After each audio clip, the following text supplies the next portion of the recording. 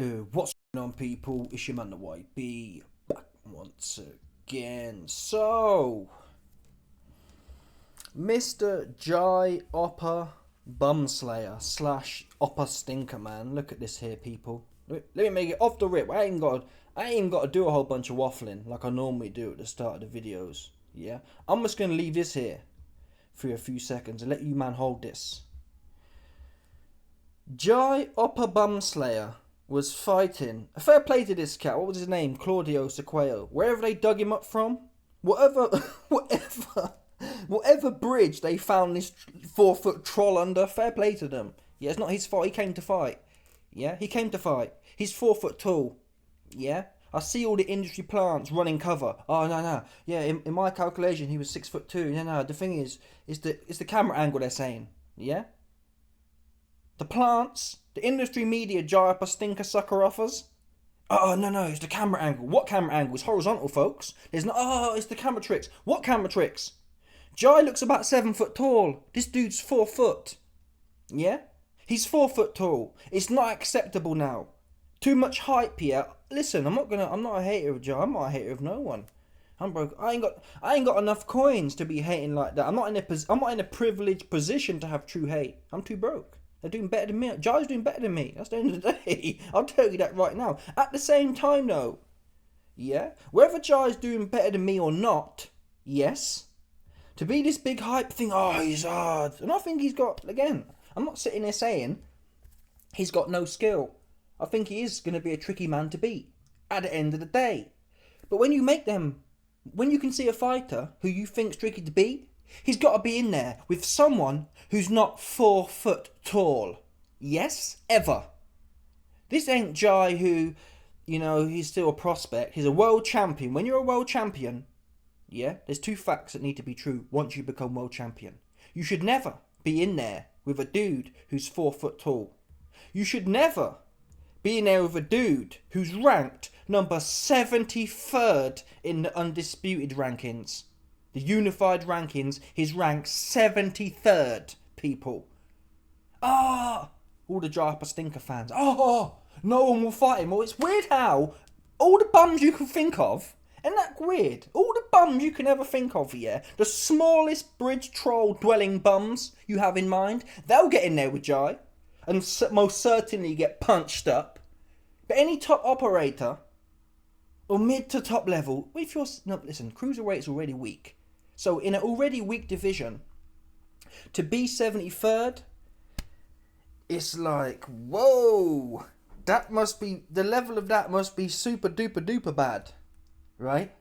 That's what it must be. This isn't like, I don't know, welterweight a few years ago, where, even then though, I'm not even sure. Wow. Some Amazon jobber doing God's work right now. Doing God's work for the masses for his daily bread. Bosh. So, where was I? Listen, I'm not even sure in the welterweight heyday, when you had, I don't know, Keith Thurman, I think Crawford was maybe knocking around, Errol Spence, Danny Garcia, Manny Pacquiao. I'm not even sure even then 73rd would have been like, imagine that. Imagine Keith Thurman or any world champion. Yes? Think of any world champion. When was AJ fighting number 73rd ever? Yeah, okay, let's take AJ out. Maybe he's an anomaly. Well, I'm trying to think. World champions fighting number 73rd. And a bridge troll at that. It wasn't even like... And this is how I know they're crafty. Jai Oppa Stinker and his team, they love spinning this narrative. I'd fight Mohammed Ahmad, Gennady, Usyk. I would fight him, but, they won't fight me. Yeah? How I know it's cap is that they think they're smart. What they do is, this guy here, this bridge troll, he fought hard, to be fair to him. He did fight hard, but come on. Whether he fought hard or not, man, it's only so hard a 4 foot dude can fight. Yeah? Literally, at one point, Jai sticks his hands out and just digs his body. That's what happens. Because he's 4 foot tall, nothing you could do. Yeah? Jai sticks his hand out, bosh, and he folds him like a deck chair. That's what you do it's like a child almost. Listen, the guy fought hard, I'm not knocking him. But it's like fighting a child. That's how it is. Jai was playing with him almost. It's like a cat and a mouse. That's how it looked to me. I felt sorry for the guy even being in there. Yeah? When was the last? Give me a world champion.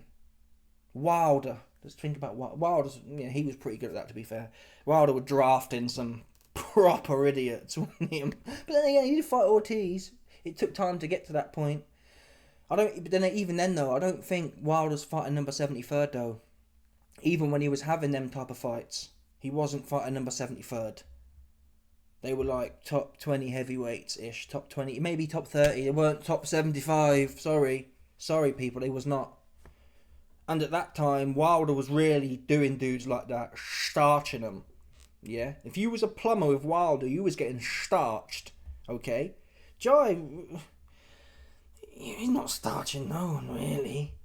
I mean, okay, the El Bridge Trollo, okay, you did okay with him. Well done, congratulations. Yeah, but listen, I was explaining to you the okie doke that these teams like to do to build something.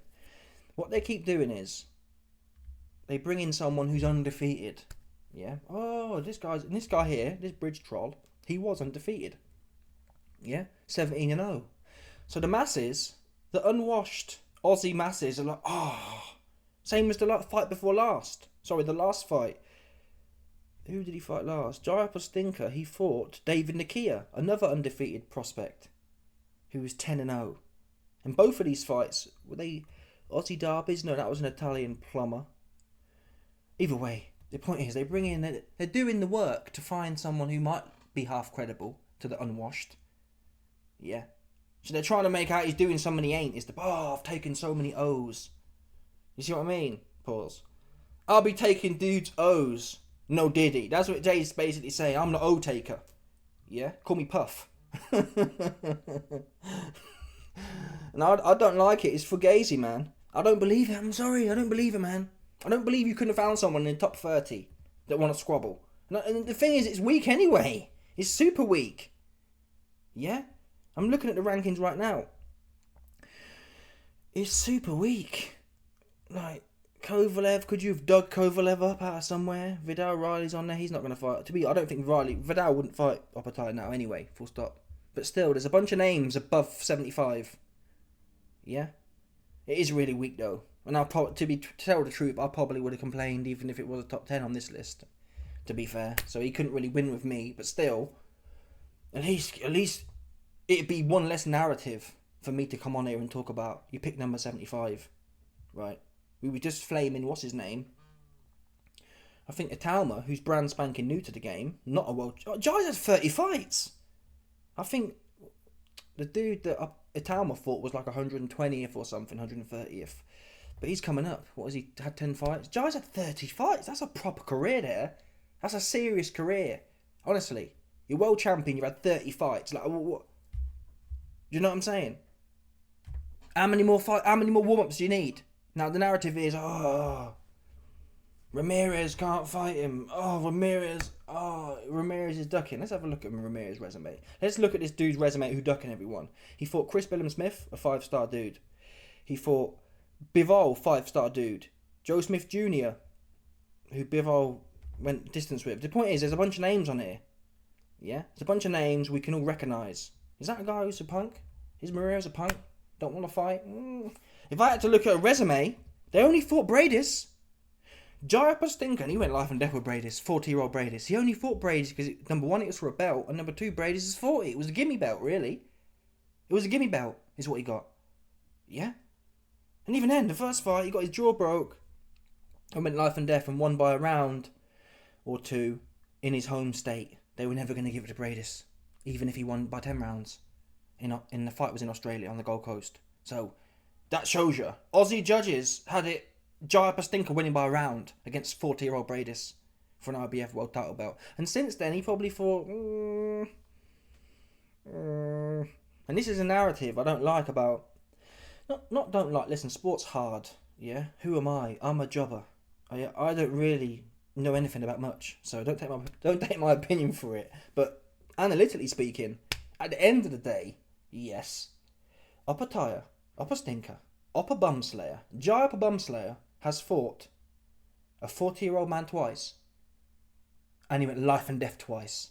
The one world level dude who was 40 years old, he went life and death with. Yeah? Bradis was on his ass in both of them fights in the last 3 or 4 rounds. Watch that fight, he almost got stopped. He looked like he was about to cry now. I've done a video on it before, he was crying. That's what I don't like. There's no coincidence there. He was life and death with Bradis, and all of a sudden all he can find is bums. Why was 40-year-old Bradis prepared to fight him? So wait there, Ramirez, who's looking better than ever, he was way too drained at light heavyweight. He's 6'3", way too big for that weight. He was drained there. Ramirez, who's looking better than ever, got in there with Bivol, but he's shitting his pants of Opetaia. For me, that's a stretch. In reality, I think they've got similar skills, to be fair. Bivol and Opetaia, they're quite similar in a lot of ways. How they hop in and hop out. So if Zurdo gets in there with Bivol, why is he going to shit his pants from Opetaia for? That's a stretch for me, I'm afraid. It's a stretch. I really have to work my imagination to work out. And again, look at the trend here. The trend is Ramirez, all of his last 1, 2, 3, 4, 5 fights have been 3 stars plus. He's fighting Dorticus in a mandatory. Yeah? He's fighting Dorticus in a mandatory. And Dorticus, I believe, has been a world champion before. Ex-world champion he's fighting. He just fought Billiam Smith in the unification. Joe Smith Jr. is a 3-star. And then obviously he fought Bivol. So there's a trend here. One dude is fighting names and past champions. And the other dude... And by the way, he was saying, oh yeah, when I fight Bradis in a rematch, he's getting it this time. I'm proper filling him in. I'm filling him in for what he did to my jaw in the first fight. Pause. And what happens? He almost gets stopped again. Yeah? That for me is the acid test on what this guy's really about. He's not an idiot, Opetaia. But there is some new age about it. I'm sorry. Every time there's an excuse. Every time. And this is the Saudi bag. I'm going to do some analysis now as well for you, man, right now. That's what I'm going to do. Here's the analysis quickly. You see here Ramirez's resume, right? Ramirez fought Billiam Smith in November 2024, right? Opetaia, he fights Jack Massey in October 2024. The point is, in December 2024, both men were free, right? Both men were free. What does Opetaia choose to do? Opetaia, rather than actually put it on Zurdo Ramirez when both fighters are free, because both fighters have just fought, what does he do? He books a fight for January 8th against David Nakia, right? Why would you do that for? Yeah? Zurdo just beat Billiam Smith. You've just beat Jack Massey. Within a month of each other. That's the time. We're both now free. Let's negotiate. Bear in mind, Billiam Smith got beat, or Zurdo beat Billiam Smith on a Saudi card. Yeah? So if I'm Joe Opetaia's team, and I really want the Zurdo fight, I get on the blower to Turkey and say, hey Turkey, don't let Zurdo fight no one else. I want him. Click. And maybe Turkey says I'm not interested. And if that's the case, you come back and you tell the masses. You say, listen, I rang Turkey immediately after Billiam Smith got beat by Zurdo and told him I want to make this fight. He didn't say that. They say, oh, well, no one's replying to our emails. Cap. That's cap. Yeah? And instead of doing that, that's not even a normal turnaround. To fight Jack Massey and to be out 3 months later, yes, in a normal sense, we can say, oh, that's great, he's being active. But it's not, he's not being active for being active. He's being active knowing, yeah? A lot of business doesn't really get done over Christmas anyway. So, why would you fight on January 8th for? Immediately after you fought Jack Massey when you could be negotiating a bigger fight. Why would you do that? I'll tell you why you do that. Oh, I'm busy. Yeah, it creates more mess. Oh, I can't think about Zurdo until I get past this guy. But no one asked you to get past David Nakia, all due respect. You're not building your resume still. Yeah? It's time for you to wait, to not wait, but until you find out Zurdo's booked another fight, that's what you do. Yeah, you sit there and try and get it done. You don't fight some random dude on a quick turnaround. It wasn't even a good dude to fight. And you see here that the Zurdo Ramirez is fighting Dorticus in a mandatory for the WBO. But we know already mandatories or unification fights supersede mandatories. So if Jai Opetaia had said, Bosh, I want to do this unification, And you have to. The point is, people, you have to believe Zurdo shit himself and said, "No, I don't want to fight Jai. Sorry, don't believe it. I don't see no evidence." Because guess what? Ramirez ain't the one digging up 4-foot bridge trolls. Yeah, from Craigslist. He ain't the one doing that. To be fair, that's what he's not doing. He's fighting former world champions and/or world champions. That's what he's doing. So you have to believe the guy, yeah, who's fighting top fighters is shitting himself from Jai. And the guy who's actually fighting pure bums, Jai Opetaia, he wants to fight everyone. Sorry. Declined. Doesn't work for me, I'm afraid. Not to mention, listen, you got to remember that the psychology of a boxer, in as much as a top level boxer like Zurdo, he just beat Belen Smith easily at a canter.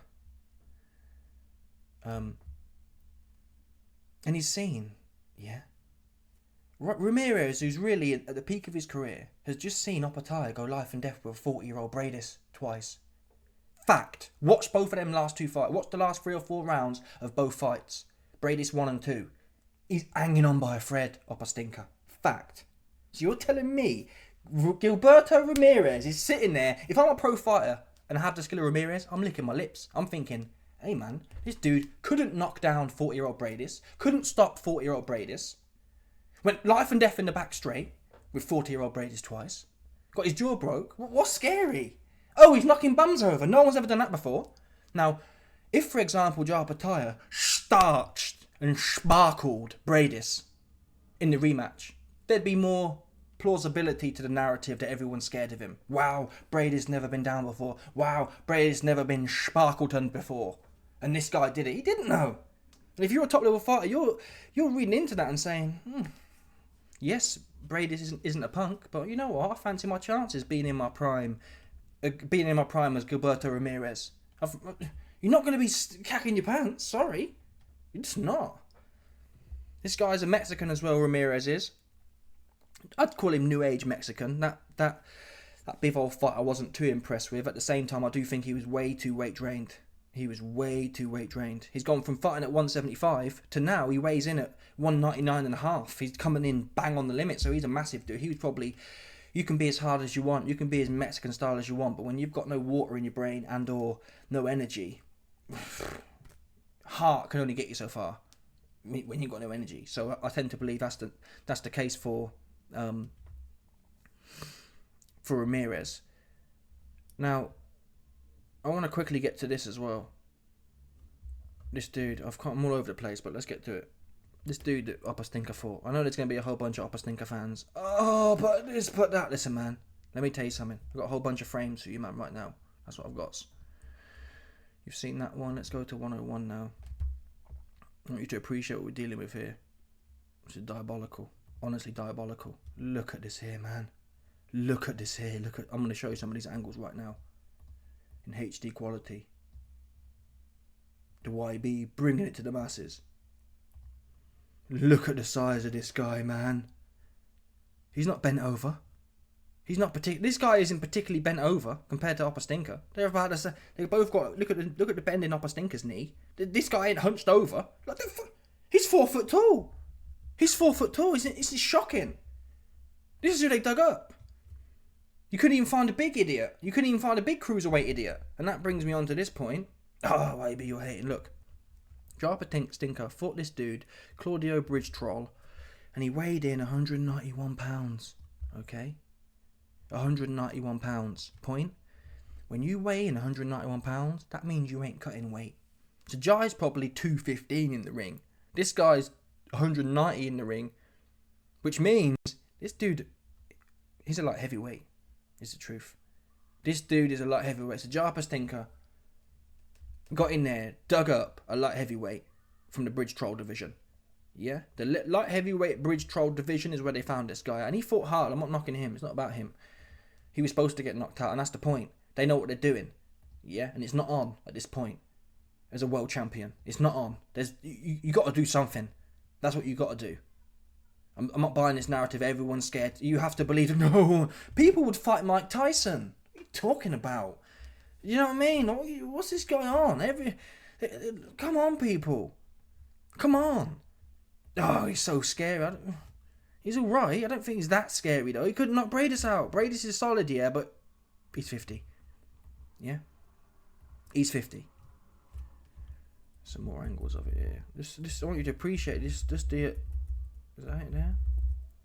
You just see that. Just look. One guy just looks Jai just looks like massive, doesn't he? Look, he looks huge in there, all over him. He stole something. Maybe it was 110 actually. That's a dead one. I've got some clips as well, because this guy, the dude who's 4 foot. Look at this one here, people. This is wrong. This is wrong. And I saw this when I didn't even watch the fight. I don't watch stinkers. I don't watch bullying. I don't like bullying people at the end of the day. That's why I don't watch most of boxing. I don't watch. I'm not interested in seeing bullies. I didn't watch a Talmud the other weekend. I watched the highlights on Twitter. I didn't watch the fight live. I'm not interested in seeing things that I'm 99% sure how or 99.99999% sure how they're going to go. I don't like seeing I don't like seeing lambs being brought into the slaughter. It don't do nothing for me. I want to see two men, similar levels, get at it. Yeah? I don't want to be seeing this dude here. Come on. Jai Stinker looks like Godzilla in there. Fucking hell, man. And they got no shame either. Like I said, if I was Jay's manager, I'd find the biggest, stiffest idiot to bring in there. At least the visuals are there. You can't bring a man who's 4 foot in there. It just doesn't look right. It looks awful. And I said that the other day, if Jai's going to keep doing this, I'll still be hating it. But he needs to go up to heavyweight and start getting in there with, right? If you're going to keep fighting bums, Jai, at least get in there with heavyweight bums. So at least they look massive and you look small and you can say, well, he triumphed, David versus Goliath type thing. You can't be doing this. You can't be having the skill and the A-side edge and then bringing the smallest guy who's not even a cruiserweight. He's not a cruiserweight, people. He's not. He weighed in 191. No one will fight him. Well, it's weird how light heavyweights will fight him. Yeah? He's so scary, yeah, that no cruiserweight will fight him, but they're digging up light heavyweights. Really? Why would wait a minute. I'm scared to death to fight Jai. But a light heavyweight will do it. That sounds fugazi to me. That doesn't work. I've showed you the receipts. 191 pounds. And he probably had weights in his boots as well. He probably weighed in with a big gold chain on. And some bridge troll clobber. Yeah? Like an axe or something. What are them some axe and whatever else them trolls be carrying with them. Yeah? Axes are heavy, man. And big wooden axes and that. The dwarfs and that be using. They don't play. Alright. And now we've got the final. This is actually, we're going to do the frame by frame of this one. I believe it's the frame by frame. Or maybe I've missed the frame by frame. Let's have a look. There's a point where they're exchanging. It might be here actually. And we saw this in the Bradis fight. I've done a frame by frame before.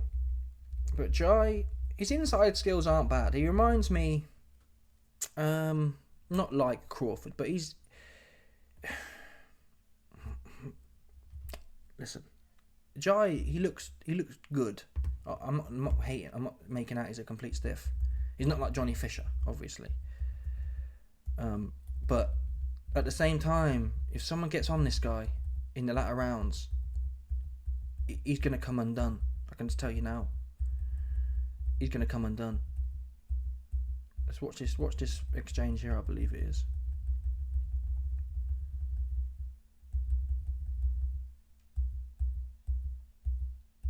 So obviously this guy's 4 foot tall, so he's missing a lot of the shots.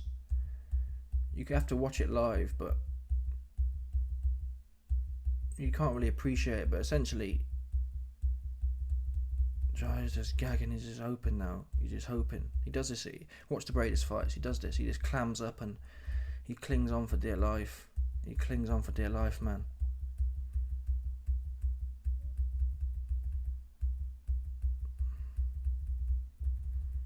The bridge trolls is working him like a heavy bag. And this guy's too small. He can't even really work on the ropes like that. You can't keep Jai off him because Jai's too athletic and too strong. But the bridge troll, he did it. He had a go. He had a bit of a go in there, given his limitations. Here we go. Jai clinging on for dear life now. He's clinging on.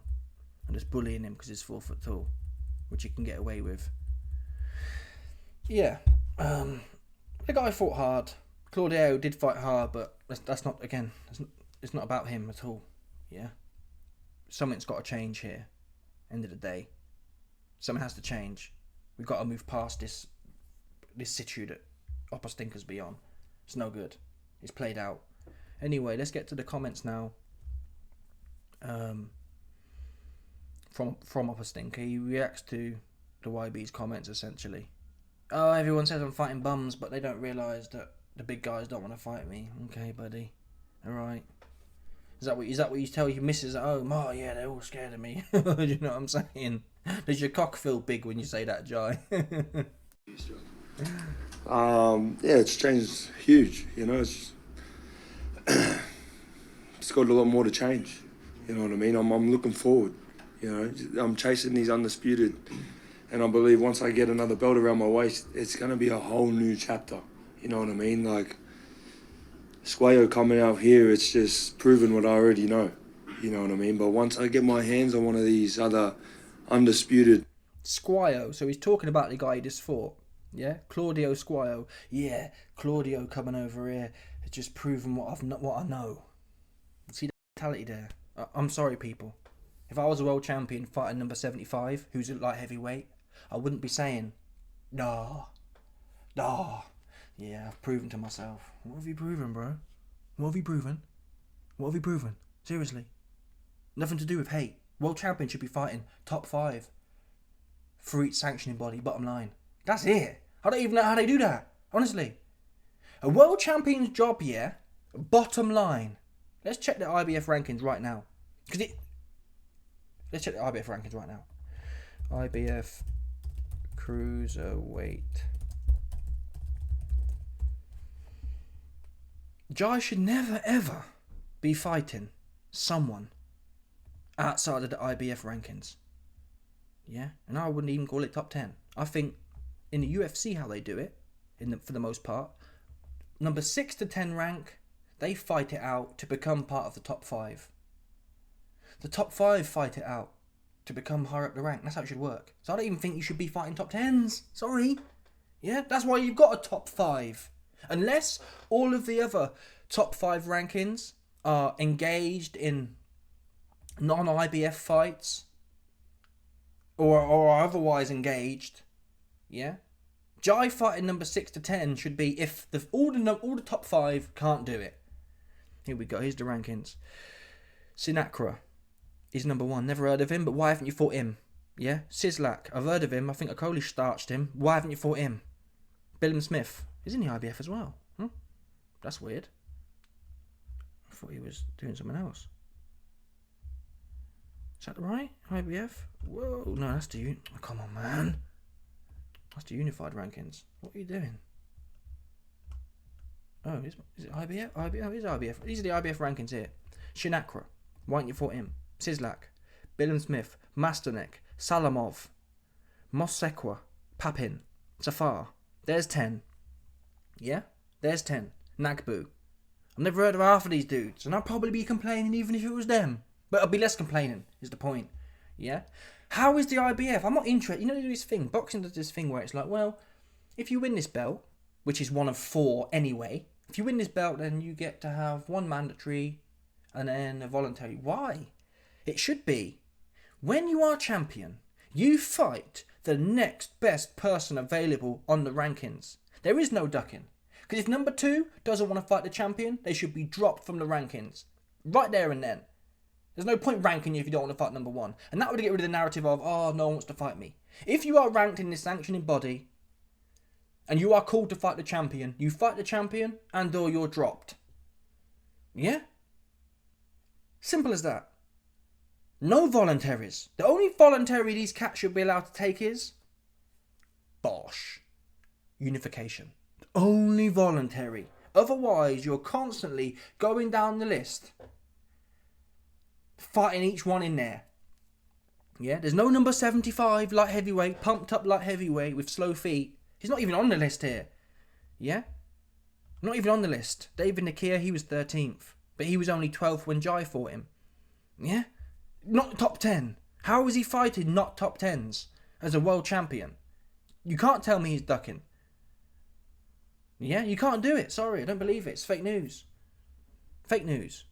Yeah, well, I knocked out some like heavyweight, so now I know what is. It's cringe. Honestly, giving me the ick. This guy.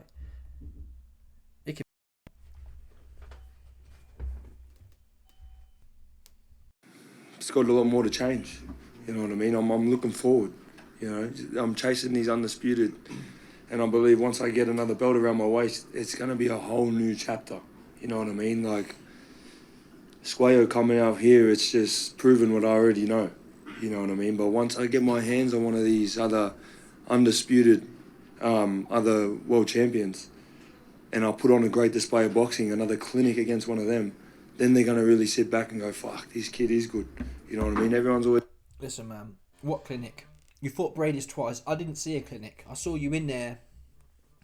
You arguably won the fights. I wouldn't have been mad based on how I saw the fights, but based on traditional scoring, Jai up a stinker. He banked enough rounds against Brady's twice. That's fair to say. For me though, if a 40-year-old man, yeah, is on the next hardest man alive's ass, and the dude's clinging on and getting punched up, he lost that fight. Sorry, Brady's is old. Yeah. If you're the young lion and you're getting walked down in the last few rounds against an old head, you lost, or it was a draw at the worst. It's a draw till you lost for me. Based on the estrogenic scoring system, okay, he probably did beat Brady's twice. Yeah? So don't make, once I've knocked out, come on, man. You got retiree problems still, bro. Let's be realistic here. Yeah? Let's not talk too much now. Like Squayo coming out here, it's just proving what I already know. You know what I mean? But once I get my hands on one of these other undisputed, other world champions, and I'll put on a great display of boxing, another clinic against one of them, then they're gonna really sit back and go, "Fuck, this kid is good." You know what I mean? Everyone's always bad mouthing, or he wasn't ready, he's not good enough. Always my opposition because of the way I fight and how I handle him. You know, you put them against any other of these cruiserweight champions, man, and they do really well. You know, if not win. So he's saying, it's the reason I look bad.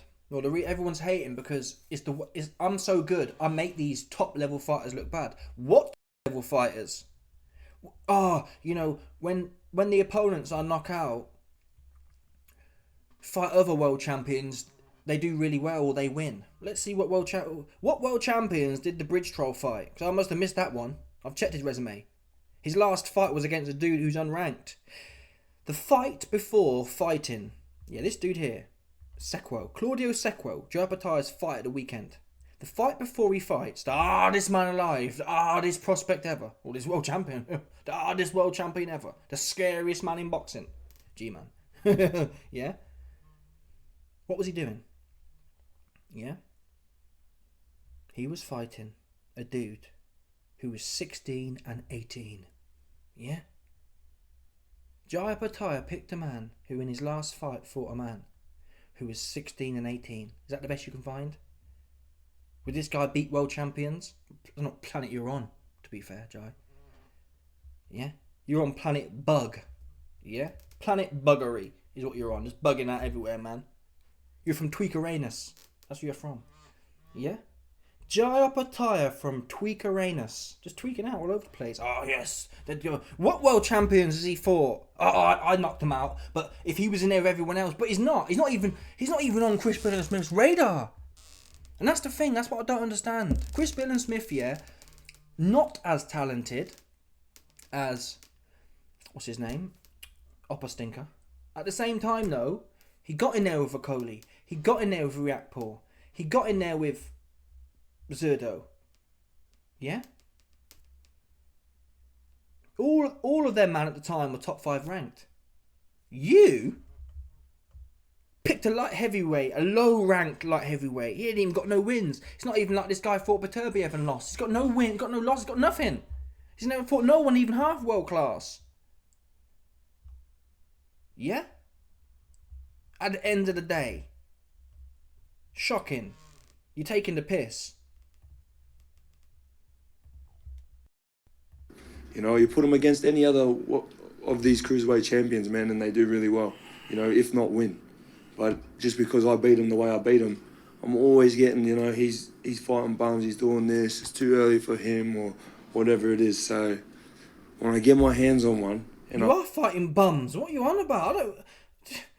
I'm not going to lie about it, bro. You're fighting bums. Honestly, I thought Wilder was bad. Wilder wasn't this bad. I'm sorry. Let's see if Wilder was this bad before I go.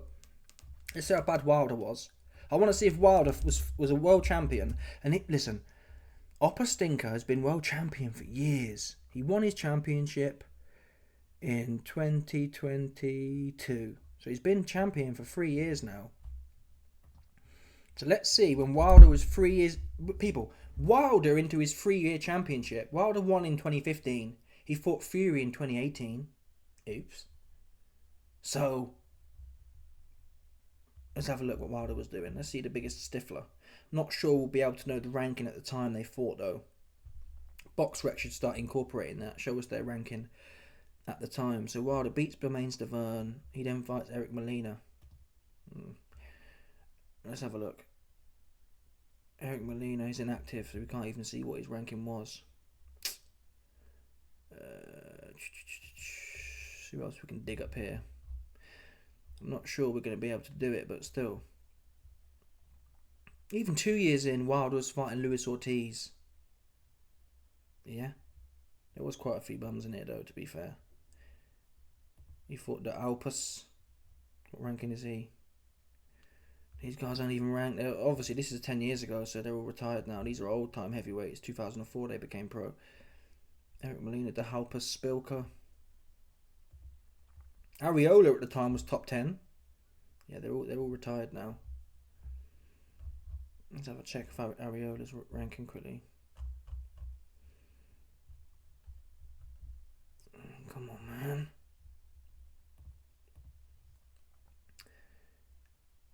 Yeah, they're all inactive now. But anyway, Eric Molina got recycled to AJ. These guys were there or thereabouts. They was top 20 at the time, to be fair to Wilder. They was top 20, certainly top 30. I think they were top 20. That's the truth. Particularly, it was a weak era then as well. They were top 20, maybe even top 10. It might have been top 10. I wouldn't be shocked to know Chris Areola was top 10 at the time. In fact, Chris Areola would have been. Even Spilker and De Halpus and Molina, I reckon they were top 10 at the time. So at the time they fought, Spilker had only lost once, De Halpus had only lost twice, and Molina only lost twice. Bosh. They was most likely top 10. Anyway, let me know your thoughts, people. Smash the like button, subscribe, left the bell, 100%. There's no doubt about this one, people. Stop it. Bosh.